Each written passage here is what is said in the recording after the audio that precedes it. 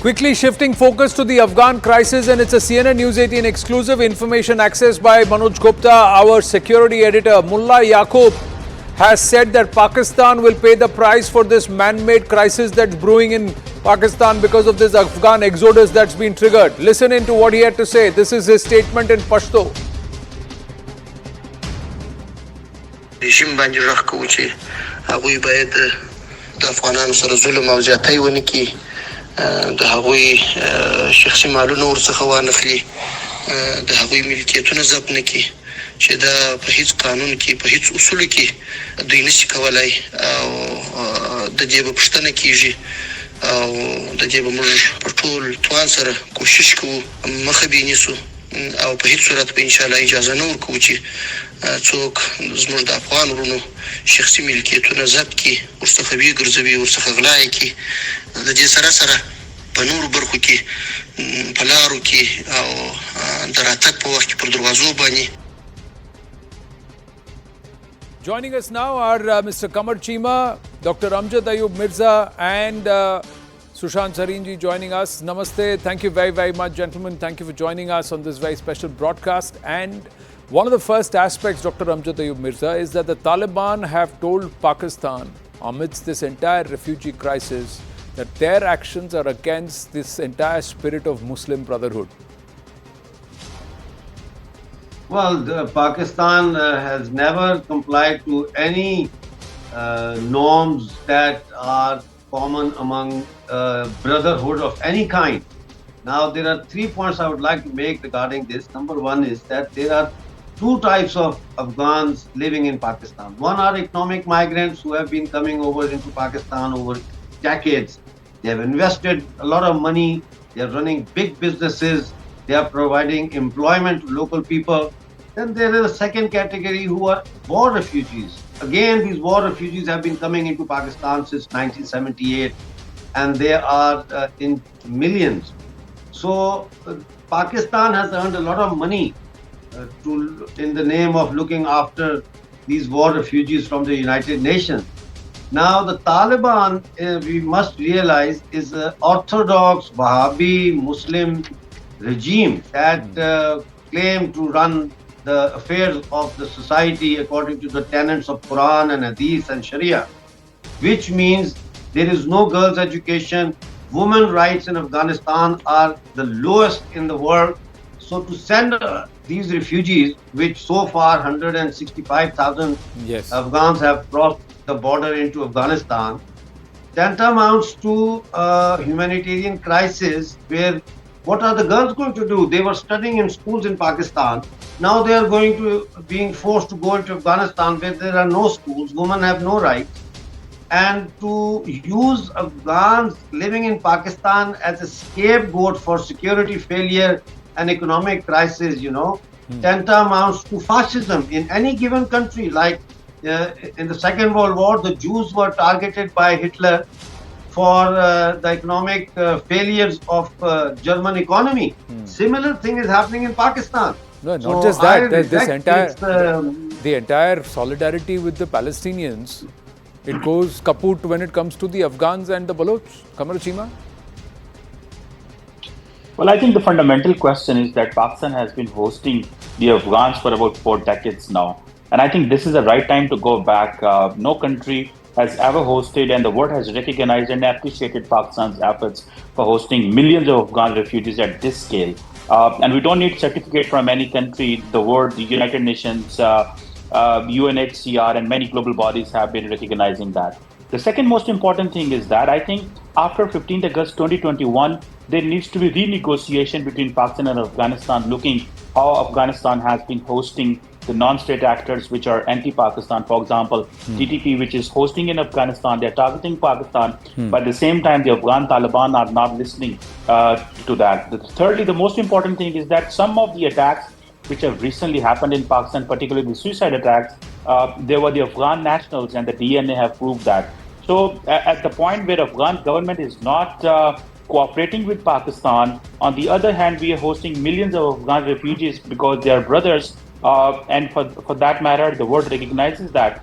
So there is no point. At one point, the Afghans don't listen to us. Second, they're hosting terrorist organizations. Third, they're not thankful. They're not happy that these millions of people have been hosted for 44 decades, and still they've claimed and they want more. And there are hundreds and thousands of Afghans who come to Pakistan, to Peshawar and Quetta on daily basis for the medical treatment, and they are treated on Pakistan's taxpayers' money.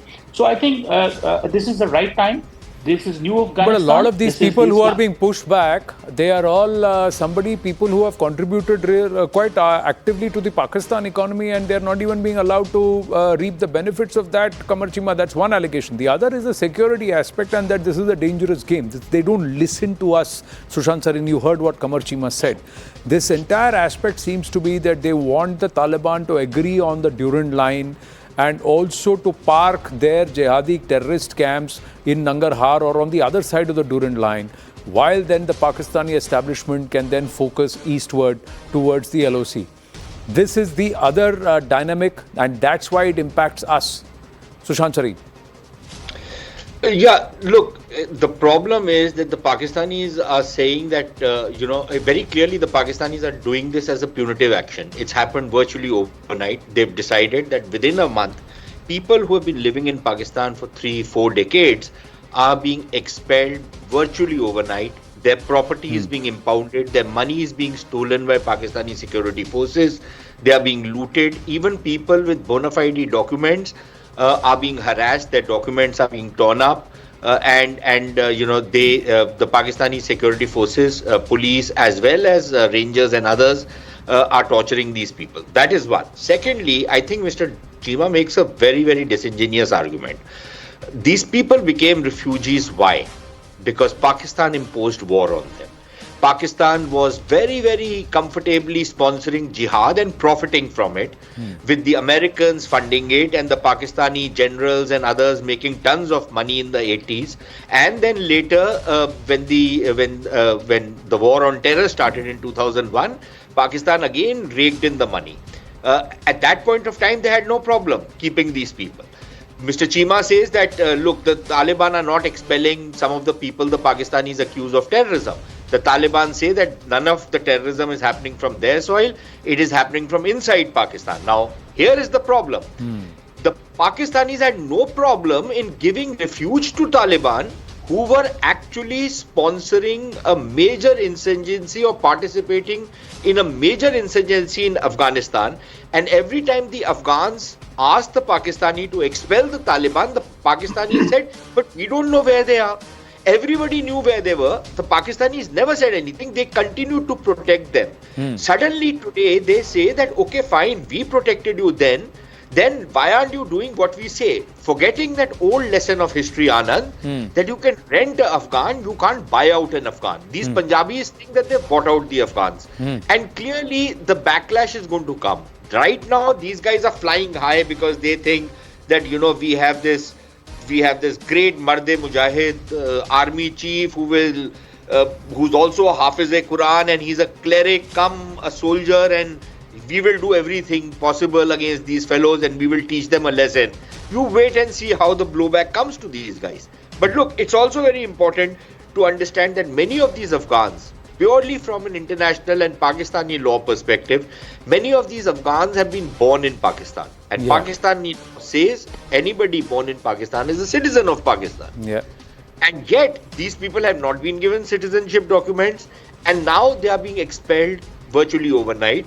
So I think this is going to create a lot of bad blood between these guys. What a hypocritical position. On the one hand, you are urging the entire Arab world to stand up for entities like the Hamas, whilst camouflaging it or broad brushing it over the entire Palestine issue. And closer home, you want to boot out nearly 1.7 million Afghans. I'm speaking from a Pakistani perspective. The question is illegal Afghans, not the legal ones. There are Afghans who are doing wonderful businesses. They are importing much of the stuff in Afghanistan. Pakistan will support that. And Pakistan has recently had a SIFC, Special Investment Facilitation Council. And we will urge all Afghans who want to do legal business, who want to stay legal. And let me tell you, there are thousands, hundreds of thousands of Afghans who are studying in Pakistani universities. I have personally taught in my university to many Afghan students, and one of my students is also in the is in the Afghan cabinet right now. They studied in university. So the question is that come legally, stay legally, and get yourself educated. The Pakistani universities provide millions of Afghan refugees but come legally. how come? One minute. Sushant Sareen, look at him advocating the point exactly what India's point of view was when it came to NRC and illegal Bangladeshi citizens or illegal citizens in India. At that time, what was Pakistan's representation to the UN and to the world? What was their representation? So Anand, quickly, three very quick points. Number one, this is entirely a political argument. Pakistan is trying to hide behind this mask of legality by expelling these people, but it's entirely a political argument. Now, Mr. Cheema has just done a mea culpa when he says that one of my students is now cabinet minister in Afghanistan. Now, was that student legally living in Pakistan or illegally living in Pakistan? Because obviously he's a Taliban. Because the Taliban don't have anybody else living in the cabinet who is not a Taliban. So Mr. Cheema was teaching a Taliban. Good for him. Listen. He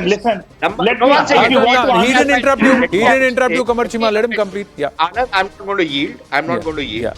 Yeah. Number three, Mullah Mansoor, the former head of the Taliban who was then killed, was carrying a Pakistani identity card under another assumed name. Was he legal? Was he illegal? Was Haibatullah, the current Amir of the Taliban, was he legal? Was he illegal? And finally, you know, these so-called holding camps, they are setting up for people whom they are expelling forcibly. These are virtually concentration camps. Okay, no independent journalist or media person is allowed to go out there. Pakistani media is not independent anyways. But no other person is allowed to admit the circumstances under which these camps are being run.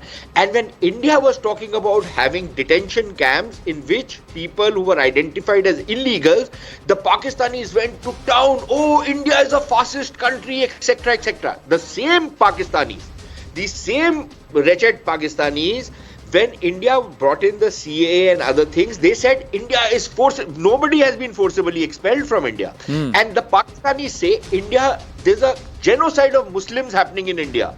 Then why are Muslims coming into India to seek refuge?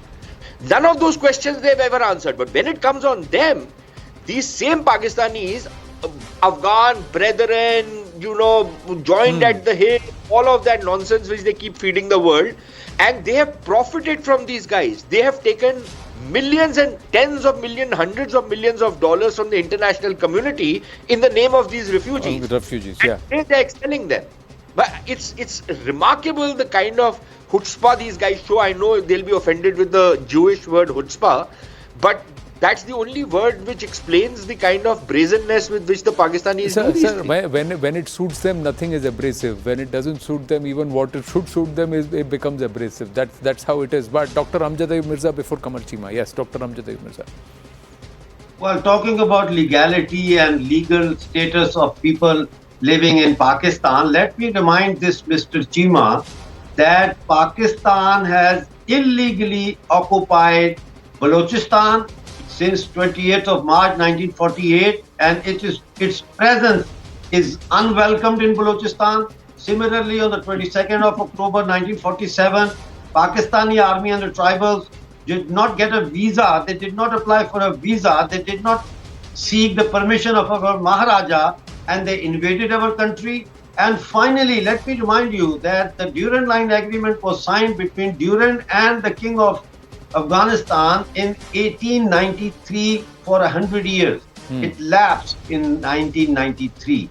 And since 1993, Pakistani presence in the Khyber Pakhtunkhwa province is an illegal presence, and the Tehreek-e-Taliban Pakistan are fighting for the rights of the people of Khyber Pakhtunkhwa, and they have every right to continue with their national liberation movement, and they will fight until and unless they are winning till. Okay, one last question. I have run out of time. So, Qamar Cheema, last question. Please answer. Sirajuddin Haqqani, is he Pakistani or is he an Afghan? Or is he an illegal Pakistani who's sitting in the Afghan government?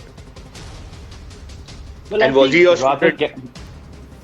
let me tell you on this student thing. One of my student is, yes, he's working with the Taliban administration. He's not a minister. One thing. The second, and he's working in foreign office. You just said he's a cabinet minister.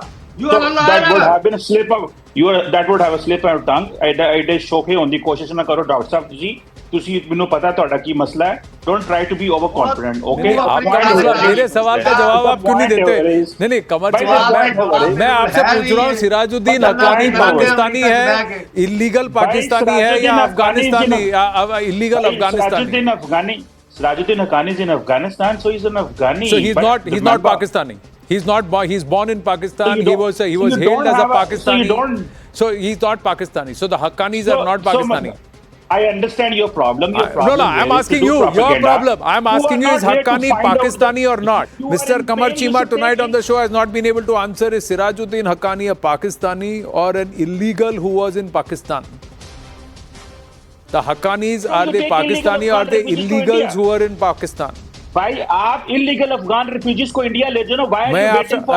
India क्यों भेज? आप तो Muslim Brotherhood sir, you should embrace all Muslims. You want all Arab nations to stand up for Muslims. You should invite the world and its brother, the Rohingyas also, sir. The Rohingyas have nowhere to go. Open your doors for them.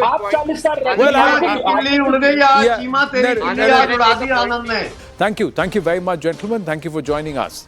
We're going to take a very, very short break here on the newscast. Stay with us here on The Right Stand, ladies and gentlemen. When we come back, it's an exclusive conversation with a tall Tajik leader who still believes that Afghanistan will get back its days of democracy, will be freed of the clutches of the Taliban. Stay with us. Hello, Moto.